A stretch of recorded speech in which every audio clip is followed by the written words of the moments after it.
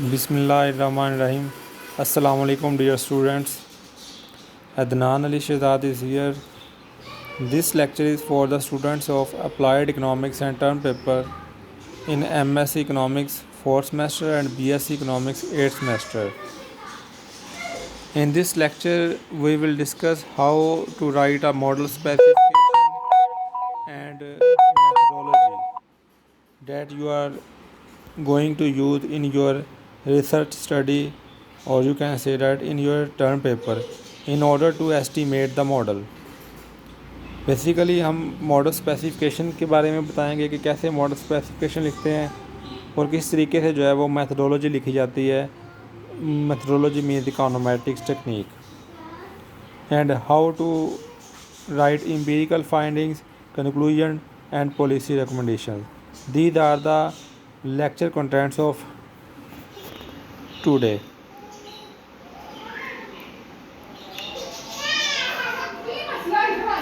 Firstly, we will discuss how to write model and methodology. Third section है ये model and methodology आप देंगे. 3.1 पे आएगा theoretical framework and description of variable. Theoretical framework में basically model specification है कि जो आपने मॉडल डिज़ाइन किया है उसका थ्योरेटिकल बैकग्राउंड क्या है. Is there any theoretical economic relationship between that variables, how you can justify it, what are your expected science, expected values. यहाँ पे ये तमाम पॉइंट डिस्कस करेंगे. आपने जो मॉडल डिज़ाइन किया है क्या वो उसके मैथमेटिकली डिज़ाइन किया है, ठीक है. आपने उसको उस इक्वेशन को ड्राइव किया है with the help of economic theories, या अगर आपने किसी और स्टडी से लिया है तो उसका आपके पास क्या रैशनल है कि why you are repeating that model, या आपने वो मॉडल किसी और कंट्री पे अप्लाई हुआ था उसको आप किसी पाकिस्तान पे अप्लाई कर रहे हैं. जो भी आपका मॉडल है उसकी आपको जस्टिफिकेशन देनी पड़ेगी कि आपने ये मॉडल क्यों यूज़ किया है. ऑब्वियसली रेपिटेशन वर्क नहीं होना चाहिए कि आप कोई वर्क रिपीट कर रहे हो, कोई मॉडल रिपीट कर रहे हो. अगर कोई मॉडल रिपीट कर रहे हैं तो आपके पास उसका स्ट्रॉन्ग रैशनल होना चाहिए कि आप वो मॉडल क्यों रिपीट कर रहे हैं. क्या आप उसको न्यू अपडेटेड डाटा के साथ एनालाइज करना चाह रहे हैं, या आप उस सेम मॉडल को जो है वो आप किसी और कंट्री के लिए एनालाइज करना चाह रहे हैं, या आप उस मॉडल को किसी और रीजन के लिए एनालाइज करना चाह रहे हैं. इस तरह का आपके पास कोई स्ट्रॉन्ग एविडेंस होना चाहिए, कोई स्ट्रॉन्ग रैशनल होना चाहिए टू जस्टिफाई योर मॉडल. जो आप मॉडल एस्टिमेट कर रहे हैं आपका मॉडल क्लियरली आइडेंटिफाई होना चाहिए कि उसमें डिपेंडेंट वेरिएबल्स कौन से हैं और इंडिपेंडेंट वेरिएबल कौन से हैं. ये क्लियरली प्रेजेंटेड होना चाहिए. और अगर आप उसको ख़ुद से ड्राइव कर रहे हैं तो उसकी कंप्लीट डेरिवेशन होनी चाहिए, और बैकग्राउंड पे इकोनॉमिक थ्योरी होनी चाहिए. इकोनॉमिक थ्योरी हो और उसकी बेस पर जो है आप उसको जो है वो जस्टिफाई कर सकते हैं. और इसमें जो मेन पॉइंट है, बाज़ औक़ात ऐसा होता है कि आप मतलब एक वेरिएबल चेंज कर दिया, दूसरा वेरिएबल चेंज कर दिया, ठीक है. मॉडल ने जी ये फ़लाँ मॉडल था, हमने इसमें ये वेरिएबल चेंज कर दिया. तो आपके पास उसका रैशनल होना चाहिए आप क्यों वेरिएबल्स चेंज कर रहे हैं. आपके पास उसका तो इकोनॉमिक रैशनल मौजूद होना चाहिए. आप यहाँ पे उसके एक्सपेक्टेड साइन भी डिस्कस करेंगे थ्योरेटिकल फ्रेमवर्क में. आप उनका यहाँ पे इकोनॉमिक रिलेशनशिप भी डिस्कस करेंगे. तो थ्योरेटिकल फ्रेमवर्क जो है model specification at least 2 to 2.5 pages तक तकरीबन होना चाहिए हैं. 2-2.5 पेजेस का होना चाहिए आपका theoretical framework and model description. और ये एंड जो है एंड वहाँ पे हो जहाँ पे आपकी वो इक्वेशन बन जाए जिसे आप एम्पिरिकली फाइनलाइज कर रहे हैं, और ये आपके टॉपिक से टोटली रेलिवेंट होने चाहिए. क्लियर, आपके टॉपिक नेम से, आपके ऑब्जेक्टिव से बिल्कुल रेलिवेंट मॉडल होना चाहिए जो आपके ऑब्जेक्टिव को अचीव करने में जो है वो हेल्पफुल होगा, ठीक है. तो ये जो थ्योरेटिकल फ्रेमवर्क की डिस्कशन है ये इक्वेशन के साथ एंड होनी चाहिए. That you are finally analyse in order to achieve your objective. जो आप अपने ऑब्जेक्टिव को अचीव करने के लिए इक्वेशन को एस्टिमेट करेंगे, उस इक्वेशन के साथ ये थ्योरेटिकल फ्रेमवर्क जो है एंड होना चाहिए. उसके बाद आप variable description and data sources देंगे। Variable description and data sources, variable description में बेसिकली ये आप टेबल की फॉर्म में भी बना सकते हैं। ये आप टेबल की फॉर्म में भी बना सकते हैं।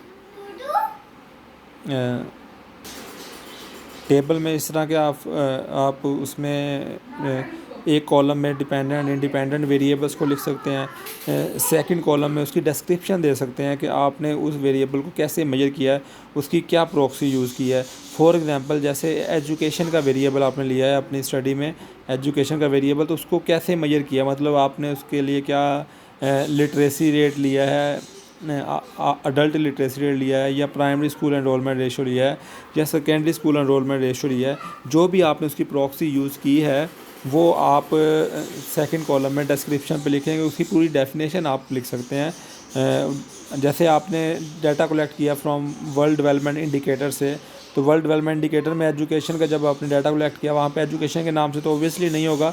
लेट्स से अडल्ट लिटरेसी रेट है या प्राइमरी स्कूल एनरोलमेंट रेशो है, तो आगे उसकी एक मुकम्मल डेफिनेशन होती है। आप उस मुकम्मल डेफिनेशन को थोड़ा सा वर्डिंग चेंज करके यहाँ पे डिस्क्राइब करेंगे। That will be your description of variable. वो कंप्लीट उसकी डिस्क्रिप्शन होगी। वो या जीडीपी है जैसे, तो जीडीपी के आपने क्या लिया है, करंट प्राइसेस पे लिया है, आपने उसे मार्केट प्राइसेस पे लिया है, डॉलर में है, या रियल जीडीपी, नॉमिनल जीडीपी, जो भी है वो क्लियरली उसकी डेफिनेशन वर्ल्ड डेवलपमेंट इंडिकेटर्स पर लिखी होगी। अगर वहाँ से लिया, जहाँ से भी आप डाटा लेंगे वहाँ पे उस वेरिएबल को डिफ़ाइन किया गया होगा कम्प्लीटली, तो आप वो यहाँ पे डिस्क्रिप्शन में उसे कम्प्लीटली जो है वो डिफ़ाइन करेंगे आप, ठीक है। और इसी तरह थर्ड कॉलम में उसके आगे उसका डाटा सोर्स आप मेंशन कर सकते हैं। तो इस तरीके से आप उसकी डिस्क्रिप्शन एक टेबल की फॉर्म में भी वेरिएबल डिस्क्रिप्शन दे सकते हैं। इसी तरह डाटा और डाटा फ्रेमवर्क आप देखें कि टाइम सीरीज़ आप कितने यूज़ कर रहे हैं, उसके बारे में बताएंगे। अगर आप यहाँ पे कोई क्रॉस सेक्शन, अगर कोई पैनल डाटा पे काम कर रहा है तो वो पैनल डाटा के बारे में यहाँ पे उसकी बताएगा कि आपने कितने क्रॉस सेक्शन, कितने कंट्रीज़ लिए हैं, और उन कंट्रीज़ का रैशनल देगा फिर बाकायदा कि वो कंट्रीज़ आपने मतलब एशियन कंट्रीज़ लिए हैं तो सिर्फ एशियन कंट्रीज़ क्यों लिए हैं, और फिर एशिया के अब लो इनकम कंट्रीज़ भी हैं, मिडिल इनकम कंट्रीज़ भी हैं, डेवलप कंट्रीज़ भी हैं, तो वो कौन से कंट्रीज़ लिए हैं, क्यों लिए हैं, इसका रैशनल देना पड़ेगा आपको। यहाँ पे आपने ये क्लियरली आइडेंटिफाई करना है कि आपने जो है कंट्रीज़ लिए हैं, तो आपको रैशनल प्रोवाइड करना पड़ेगा कि आपने ये कंट्रीज़ किस बेस पे लिए हैं। आपको वो बेस बतानी पड़ेगी, आपने पर कैपिटा इनकम की बेस पे लिए हैं, आपने किस बेस पे कंट्रीज़ को सिलेक्ट किया, क्यों सिलेक्ट किया है, वो आपको यहाँ पे रैशनल देना पड़ेगा अगर आप पैनल डाटा यूज़ कर रहे हैं। अगर आप टाइम सीरीज़ यूज़ कर रहे हैं साथ में, आपको वो आपने कौन सा डाटा पीरियड लिया है, मतलब आपने 1990 से लेकर 2018 लिया है, तो 1990 से ही क्यों लिया, पीछे से क्यों नहीं लिया, ये आपको डाटा टाइम पीरियड का भी यहाँ पे रैशनल प्रोवाइड करना पड़ेगा। तो यहाँ पे data description, variable description and data sources में ये कंप्लीट चीज़ें आपने प्रोवाइड करनी है। ये टेबल में तो सिर्फ आपने variable names, variable description and data source बताना है, जबकि जो बाकी चीज़ें मैंने कही है कि कंट्रीज़ का रैशनल क्या है, कंट्रीज़ के बारे में बताना है, अगर आपने क्रॉस सेक्शन मतलब पैनल डाटा यूज़ किया तो, और अदरवाइज़ आपने बताना है the study use the data from 1990 to 2017, और फिर उसका रैशनल देना कि आपने इस टाइम पीरियड के लिए डाटा क्यों लिया है। क्लियर है? तो आपको मॉडल की भी यहाँ पे आपने कंप्लीट जस्टिफिकेशन आपने प्रोवाइड करनी है। तो ये अबाउट आपके 4 to 5 पेजेस यहाँ पे आपके ये इस सेक्शन के बन जाते हैं। सेकंड इसका सब सेक्शन है मैथडोलॉजी। मैथडोलॉजी वो टेक्निक ऑफ एस्टिमेशन है that you are employed in your study in order to investigate your model. जो आपने मॉडल अभी डिज़ाइन किया है, ठीक है, एक इक्वेशन है जिसमें डिपेंडेंट वेरिएबल है और इंडिपेंडेंट वेरिएबल हैं, ठीक है, वो चाहे पैनल है या टाइम सीरीज़ है, जो भी आपका मॉडल है, आपने उसको जो एस्टीमेट करना है एम्पिरिकली, उसके लिए जो मेथडोलॉजी आपने यूज़ करनी है यहाँ पे वो लिखनी है आपने, ठीक है। मैं आपको एग्जांपल देता हूँ कि आप टाइम सीरीज़ डाटा है, मतलब पाकिस्तान पे काम कर रहे हैं तो उसके लिए ज़ाहिर है टाइम सीरीज़ डाटा होगा। तो टाइम सीरीज़ डाटा है तो आप उस टाइम सीरीज़ डाटा के लिए कौन सी इकोनोमेट्रिक टेक्निक यूज़ कर रहे हैं उसको एस्टिमेट करने के लिए मॉडल को, टाइम सीरीज़ मॉडल को एस्टिमेट करने के लिए कौन सी इकोनोमेट्रिक टेक्निक यूज़ कर रहे हैं। फॉर एग्जांपल जैसे आप टाइम सीरीज़ है तो आप यूनिट रूट टेस्ट पहले आप करेंगे, मतलब डाटा की स्टेशनैरिटी चेक करेंगे आप, तो यूनिट रूट टेस्ट के बारे में यहाँ पे आप बताएंगे। आप उसके बारे में डिफरेंट आर्टिकल्स देखकर, different articles mean unit root test का फर्स्ट नेम लेट्स से कि different types of unit root test हैं।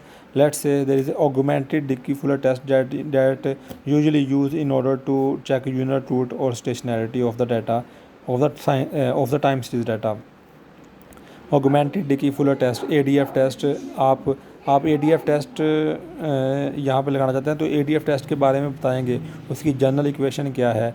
वो जिस तरह मैंने बताया कि ऑगमेंटेड डिकी फुलर टेस्ट उनका एक रिसर्च आर्टिकल होगा जिसमें उन्होंने टेस्ट जो है वो प्रेजेंट किया गया हो, आप उसकी हेल्प ले सकते हैं। आप गुजराती की बुक से देख सकते हैं, और भी जो भी इकोनोमेट्रिक्स ग्रीन की बुक है उससे देख सकते हैं। तो मुख्तलिफ बुक से मुख्तलिफ आर्टिकल्स की मदद से यहाँ पे आप मेथडोलॉजी लिखेंगे, उस टेस्ट के बारे में लिखेंगे। उसकी कोई अजम्पशन है तो वो अजम्पशन बताएंगे, उसकी जो जनरल इक्वेशन है तो वो जनरल इक्वेशन बताएंगे। इसी तरह आपने यूनिट रूट टेस्ट किया, उसके बाद आपने econometric technique to estimate the model, ठीक है। ये जो यूनिट रूट टेस्ट है ये तो हर अलग वेरिएबल के लिए अलग अलग लगेगा। तो उसके बाद आपने जो मॉडल को सॉल्व करने के लिए जो टेक्निक लगानी है वो यूनिट रूट टेस्ट की बेस पे डिसाइड होती है।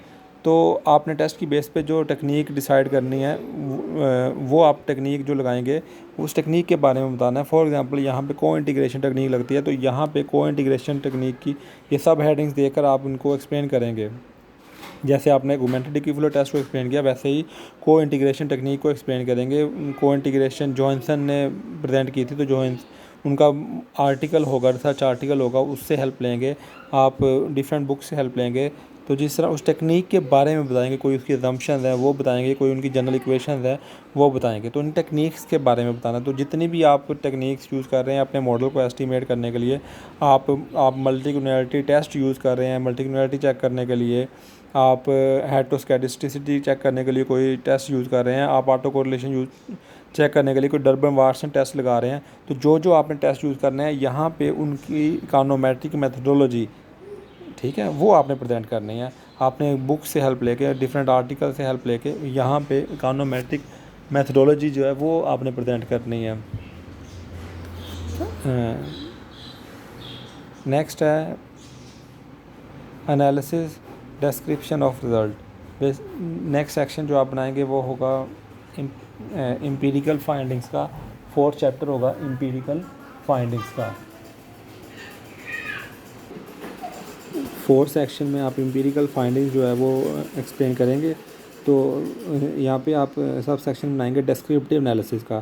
तो जो पहले आपके पास डाटा आपने फाइंड आउट किया है अपने वेरिएबल्स का, डिपेंडेंट एंड इंडिपेंडेंट वेरिएबल्स का डाटा आपने फाइंड आउट किया है, उसका जो है आप डिस्क्रिप्टिव एनालिसिस करेंगे। डिस्क्रिप्टिव एनालिसिस करेंगे, मीन मीडियन मोड वगैरह। डिस्क्रिप्टिव एनालिसिस के लिए आप समरी ऑफ स्टैटिस्टिक्स, और ये डिस्क्रिप्टिव एनालिसिस एक्सेल शीट पे भी हो सकता है और ईव्यूज़ पे भी हो सकता है। ईव्यूज़ जो है वो स्टैटिस्टिकल सॉफ्टवेयर है जो आपने यूज़ करना है। तो मोस्टली मैं तो ईव्यूज़ पे कर लेता हूँ और स्टैटा पे भी कर लेता हूँ। तो आप ईव्यूज़ या स्टैटा पे आप उसको जो है डाटा पुट करके आप समरी ऑफ स्टैटिस्टिक्स जो है वो करेंगे, और फिर वो रिज़ल्ट्स जो हैं वो अपने इस वर्ड पे आप अपने टर्म पेपर में जो है वो पेस्ट करेंगे, समरी ऑफ स्टैटिस्टिक्स में। और इसी तरह आप कोवेरिएंस मैट्रिसेस जो है वो भी फाइंड आउट करेंगे, और वो रिज़ल्ट भी जो है वो अपने टर्म पेपर में यहाँ पे कोड करेंगे। मैं आपको इसकी एग्जांपल जो है वो मेंशन करता हूँ कि किस तरीके से आप अपने रिज़ल्ट जो है वो कोड करेंगे वर्ड पे। ये आप देख सकते हैं अपनी स्क्रीन पे, आप देखेंगे डिस्क्रिप्टिव स्टैटिस्टिक्स मैंने जो है वो रिज़ल्ट मैंने कोड किया मैं, मतलब लेट्स से कि मेरे पास कुछ वेरिएबल्स हैं, y है जो कि डिपेंडेंट वेरिएबल है, इसके अलावा 1 2 3 4 5 6 मेरे पास इंडिपेंडेंट वेरिएबल्स हैं, और टोटल 7 वेरिएबल्स हो गए। 7 वेरिएबल्स का मैंने देखें आप वर्ड पे मैंने पेस्ट किया हुआ है डिस्क्रिप्टिव स्टैटिस्टिक्स। ग्रुप 1 मैंने कंट्रीज़ से ग्रुप बनाए हुए थे, 3 ग्रुप से मेरे पास कंट्रीज़ के, तो तीनों ग्रुप के अलग अलग मैंने किए हुए हैं। पैरेलल डाटा के हवाले से अगर आप टाइम सीरीज़ पे काम करें तो आपके पास एक ही टाइम सीरीज़ होगी, एक ही ग्रुप होगा, तो आप एक का ही मेंशन कर देंगे। तो इस तरीके से डिस्क्रिप्टिव स्टैटिस्टिक्स को आप एक्सप्लेन करेंगे, फिर मीन को एक्सप्लेन करेंगे, वेरिएबल्स के मीडियन को एक्सप्लेन करेंगे, मैक्सिमम। तो ये इसका डिस्क्रिप्टिव एनालिसिस इस तरीके से आप अपने टर्म पे में कोड करेंगे, उन्हें इंटरप्रेट करेंगे। और इसी तरह कोरिलेशन मैट्रिक्स जो है वो देखें आप, ये आपके सामने मैंने मेंशन किया हुआ है। कोरिलेशन मैट्रिक्स जो है वो आप फाइंड आउट करेंगे और यहाँ पे कोड करेंगे, और कोरिलेशन मैट्रिक्स के ज़रिए आप उन वेरिएबल्स के दरमियान रिलेशनशिप को जो है वो एक्सप्लेन करेंगे कि सिग्निफिकेंट रिलेशन है या इनसिग्निफिकेंट रिलेशनशिप है। इसके अलावा फॉर्मेटिंग के हवाले से आप देखें कि मैंने ऊपर टेबल नंबर मेंशन किया है बाकायदा, आगे कोरिलेशन मैट्रिक्स लिखा है, और नीचे एक टेबल के नीचे मैंने बताया हुआ है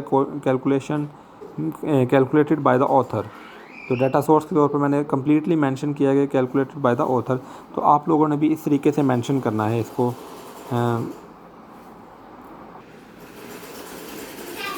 डिस्क्रिप्टिव एनालिसिस के बाद आप फिर एम्पिरिकल रिजल्ट्स आप जो है वो कोड करेंगे अपने। आपने जो अपना मॉडल एस्टीमेट किया है उसके लिए जो भी टेक्निक यूज़ की थी, लाइक जॉनसन को इंटीग्रेशन टेक्निक यूज़ की थी, तो उसके जो रिजल्ट्स आपने फाइंड आउट किए हैं उनको टेबल फॉर्म में यहाँ पे प्रेजेंट करना है। अब देखें ईवीएस पे, लेट से आपने ईवीएस पे रिजल्ट फाइंड आउट किए हैं, तो ईवीएस की आउटपुट काफ़ी लेंथी होगी, आपने वैसी ही आउटपुट को उठा के यहाँ पे पेस्ट नहीं कर देना, बल्कि बाकायदा यहाँ पे टेबल बनाना है और टेबल में उनकी वैल्यूज़ मेंशन करनी है। और आपने कैसा टेबल बनाना है कि कैसी वैल्यू, कौन सी वैल्यूज़ मेंशन करनी है, उसके लिए आप देखें। लेट्स से कि आपने जॉनसन को इंटीग्रेशन टेक्निक लगाई है, तो आप कोई सा भी ऐसा आर्टिकल पकड़ें, रिसर्च आर्टिकल जिसने जॉनसन को इंटीग्रेशन टेक्निक अप्लाई की हो, तो उसने ऑब्वियसली रिजल्ट्स मेंशन किए होंगे टेबल फॉर्म में। तो आप उसी तरह का टेबल ड्रा करेंगे, जो पॉइंट्स उसने मेंशन किए हैं वही पॉइंट्स आप मेंशन करेंगे। जिस तरह उसने इंटरप्रेट किया होगा अपने वेरिएबल्स को, उसी तरह आप अपने वेरिएबल्स को इंटरप्रेट करेंगे। इसी तरह जिस तरह आपने यूनिट रूट टेस्ट लगाया है डाटा की स्टेशनैरिटी चेक करने के लिए, आप उसके रिजल्ट यहाँ पे पहले कोड करना चाहते हैं टेक्निक से पहले, जॉनसन को इंटीग्रेशन टेक्निक से भी पहले आपने यूनिट रूट टेस्ट किया है, उसके रिज़ल्ट आप कोड करना चाहते हैं। तो आप कोई रिसर्च आर्टिकल अच्छा देखेंगे जिसने यूनिट रूट टेस्ट यूज़ किया हो, तो उसने भी जो है वो टेबल बनाकर उसके बड़े अच्छे तरीके से रिज़ल्ट जो हैं वो मेंशन किए होंगे। तो यहाँ पे आपने उसी तरीके से टेबल बना के उसके रिज़ल्ट जो है वो मेंशन करने हैं। आपने उसी तरह टेबल बना के उसके रिज़ल्ट मेंशन करने हैं, और जिस तरीके से उसने इंटरप्रेट किया होगा उसी तरीके से आपने वेरिएबल की स्टेशनरी को इंटरप्रेट करना है। तो इस तरीके से आप जो है वो अपने रिज़ल्ट को आइडेंटिफाई करेंगे, और रिज़ल्ट जो कोड करने के बाद फिर आप रिज़ल्ट को इंटरप्रेट करेंगे। आप उनके साइन को इंटरप्रेट करेंगे, आप उनकी सिग्निफिकेंट मैग्नीट्यूड को इंटरप्रेट करेंगे। इंटरप्रिटेशन में फिर जब आप साइन को इंटरप्रेट करेंगे या मैग्नीट्यूड को इंटरप्रेट करेंगे, तो आपका साथ में इकोनॉमिक जस्टिफिकेशन, इकोनॉमिक रैशनल बहुत ज़रूरी है। आपने उसको थ्योरेटिकली इकोनॉमिकली जस्टिफाई करना है उनके रिलेशनशिप को, ठीक है। नेगेटिव रिलेशन आया डिपेंडेंट वेरिएबल के साथ या पॉजिटिव रिलेशनशिप आया है डिपेंडेंट वेरिएबल के साथ, आपने उसको इकोनॉमिक थ्योरी के ज़रिए इकोनॉमिकली थ्योरेटिकली जस्टिफाई करना है, ठीक है। फर्दर तमाम वेरिएबल्स को अलग अलग आपने पैराग्राफ की सूरत में इंटरप्रेट करना है और इकोनॉमिक थ्योरी के ज़रिए जस्टिफाई करना है। Further support your findings with economic rational and point out support drive from other study. और फाइनल पे आपने अदर स्टडीज़ की मदद से भी अपने रिजल्ट को सपोर्ट करना है। These results can also be justified from फ्ला एंड फ्ला ईयर 2019 जो भी है।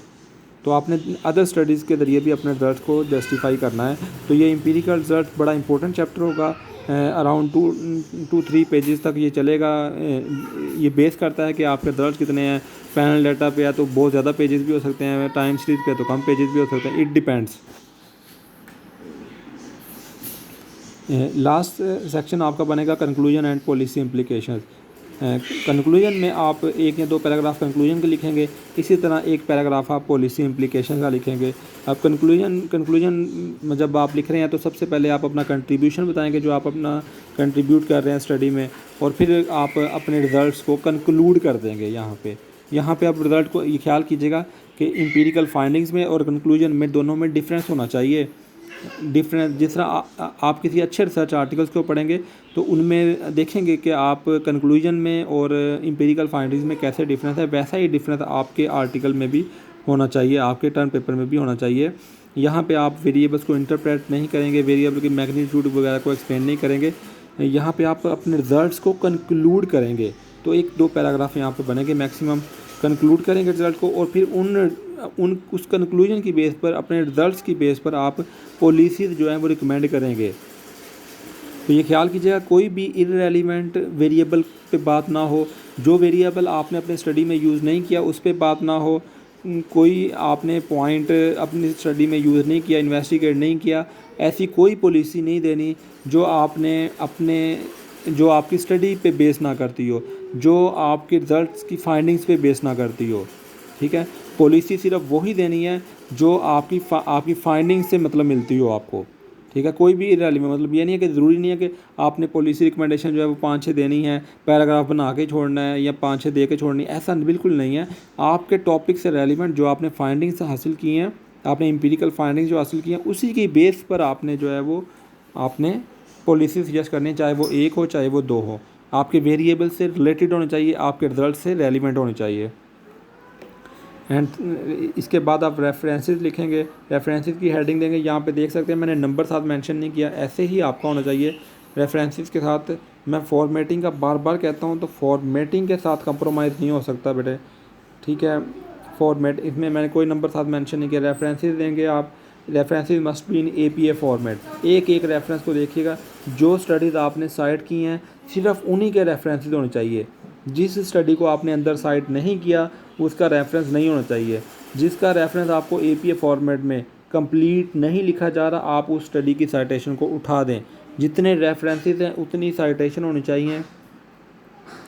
तमाम जो स्टडी साइट की हैं सबके रेफरेंसेस मौजूद होने चाहिए।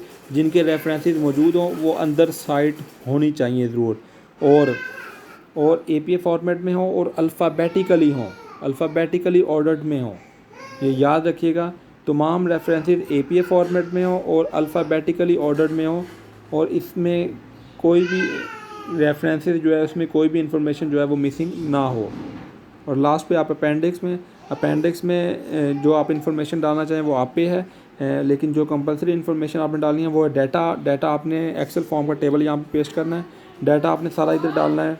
और उसके बाद उसके अलावा जो आपने ईव्यू या स्टेटा पे अपने वेरिएबल, अपने मॉडल को एस्टिमेट किया, उसकी जो आउटपुट मिली थी वो यहाँ पे कंप्लीट डालनी है। जो रिज़ल्ट का चैप्टर था वहाँ पे आपने अपना टेबल बना के कंसाइज करके जो जो चाहिए वो डालनी है, यहाँ पे कंप्लीट आपने आउटपुट पेस्ट कर देनी है। इस तरीके से आप जो है वो इसको कंप्लीट करेंगे। फर्दर इंशाल्लाह मैं मज़ीद लेक्चर में इससे रेलिवेंट मटेरियल अपलोड करता रहूँगा।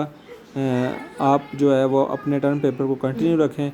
इसके अलावा आपकी तरफ से कोई क्वेरी हो, कोई प्रॉब्लम हो, you can discuss it with me on Zoom during online class session, or you can also comment me on Google Classroom. Thank you so much students, stay blessed. Allah Hafiz.